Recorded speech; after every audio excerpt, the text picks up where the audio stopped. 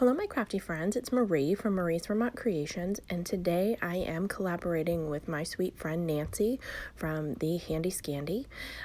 Today we decided to challenge each other to use stamps from our collection that we had never used before, that we'd had for quite a while. So I have a feeling Nancy had more stamps to choose from. I only found these two that I hadn't used at least one stamp with.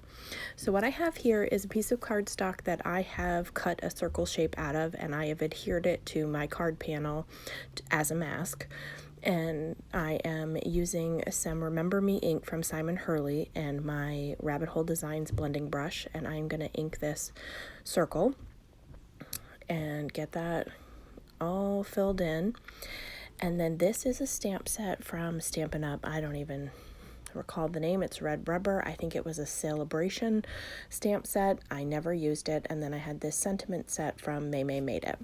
So those were the two that I had found that I had not inked up. I have several stamps I have not used in a long time, but these were the only ones that I had never used. So I am taking out my foam pad from my Misty because this is red rubber and I won't need it. So I'm going to show you this round because this is my mistake, just so you can learn from me, and then I will cut through and I redo the panel, but I'll just walk you through what I did. I'm taking 3 of the images and lining them up, and I am going to use my Gina K amalgam ink and stamp these a few times to get myself a good impression.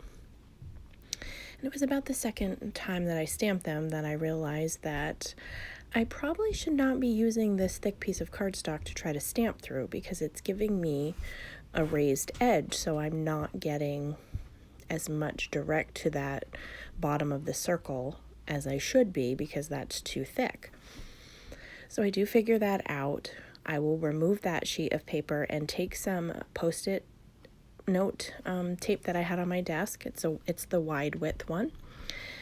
Use a couple of pieces of that, lay it at the bottom of the circle, use a pencil to trace the circle so that I can get the exact match to it to make myself a mask, essentially, so that I can get a clear image without that bump at the bottom.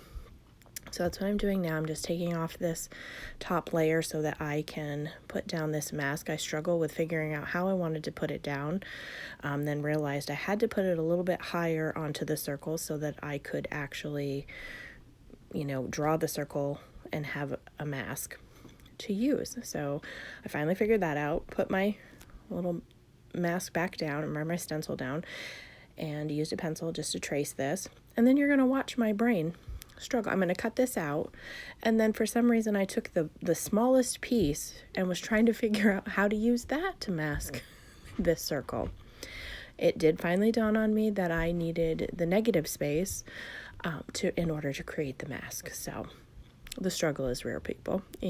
Sometimes you shouldn't craft when you're tired. And here I am trying to figure out what I've done wrong and why I can't get this wonky piece of Post-it tape to work. And then it dawned on me, hey, use the other piece. So I'm going to get this stuck down and wrapped around the card panel. And I think this is where my next mistake happened, was I didn't realize that obviously with the extra tape, my panel is not going to line up the same that it did when I stamped it the first time. So when I ink this up and stamp it, I am going to be double stamping, and it's a little bit of a blurry mess. So I cut out this part, but I flipped it over, redid the blending, skipped trying to stamp it, the first time around. I just used the mask, and it was much easier. So here we're going to peel that away. You can see there's the messed up side. Peel away the mask, and I have a nice clean circle to use. My original plan was to take the large U from that stamp set from May Made It and put that at the bottom, but I misestimated my circle, so I didn't leave myself enough room. So I believe this says, don't forget ... from that stamp set. So I'm going to stamp that in the bottom corner using my Gina K amalgam ink.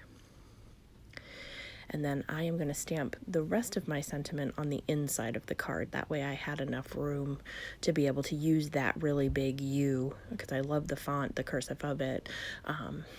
But I just didn't leave myself enough room on the front. And you can build quite a few sentiments from this stamp set, so not quite sure why I'd never used it before.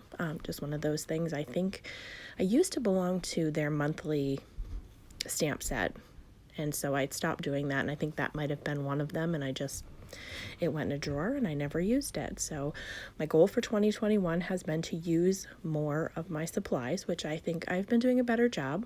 Not that I haven't still been shopping, because I have some pretty crafty friends who continue to enable me to purchase new items. So I have stamped the U using the Remember Me ink from Simon Hurley. I stamped that a few times. And then I'm going to take this, they're two separate, it's R and Wonderful.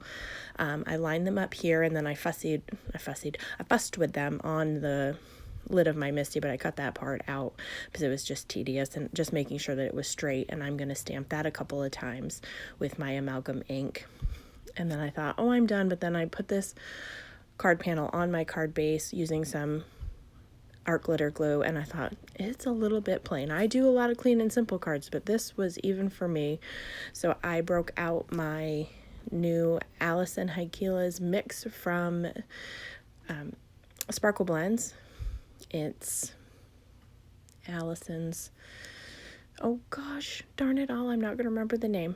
But I did decide, instead of getting up to get a piece of black cardstock to matte this before I get my Sparkle Blends on, I'm just taking this amalgam ink and just direct to paper scrubbing it along the edge so it'll look like I have a black mat. So that gives it a little pop, because it was a lot of white space. So I wanted to separate those.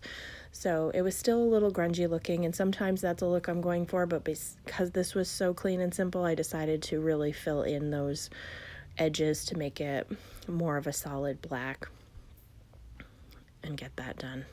Of course, made a mess everywhere, but we get that cleaned up and get this panel adhered down. And the fact that I can't think of the name of her Sparkle Blend is going to drive me crazy. I will link it down below. I'm not sure if it's sold out, because this last release was the design team created their own blends, and so they were very limited edition. So I'm going to struggle through just picking out which ones, because there's so many awesome ones here. In this blend, I was going to do the black square ones, but then I decided everything kind of had a circle feel to this, so I stuck with all round ones in the end, and I adhere those down with some art glitter glue to finish up my card.